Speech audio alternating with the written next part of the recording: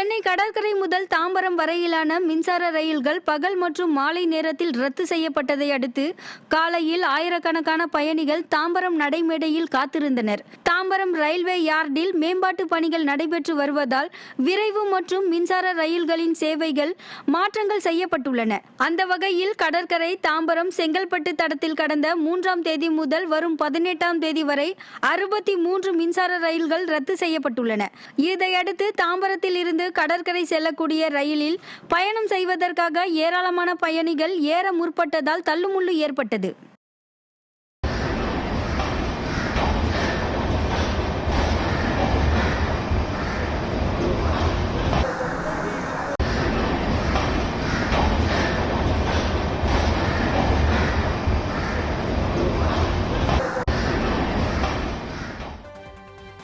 மேற்கு வங்க மாநிலம் கொல்கத்தாவில் பெண் பயிற்சி மருத்துவர் கொடூரமாக பாலியல் வன்கொடுமை செய்யப்பட்டு கொலை செய்யப்பட்டதற்கு நீதி கேட்டு சென்னை ராஜீவ்காந்தி அரசு பொது மருத்துவமனை மருத்துவர்கள் போராட்டத்தில் ஈடுபட்டனர்.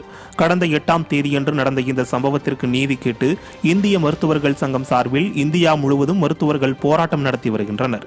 அதன் ஒரு பகுதியாக சென்னை ராஜீவ்காந்தி அரசு மருத்துவமனையில் பொது மருத்துவர்கள் 100க்கும் மேற்பட்டோர் கருப்பு பேட்ஜ் அணிந்து போராட்டம் நடத்தினர்.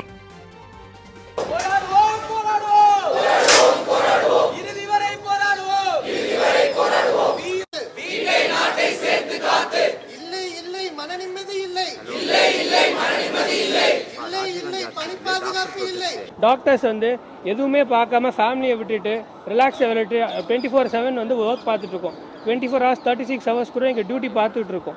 பட் இங்கே டியூட்டி பார்த்துட்டு இருக்கும்போது எங்களுக்கு என்ன செக்யூரிட்டி இருக்குது? இப்போ அந்த பொண்ணுக்கு என்ன செக்யூரிட்டி இருந்துச்சு?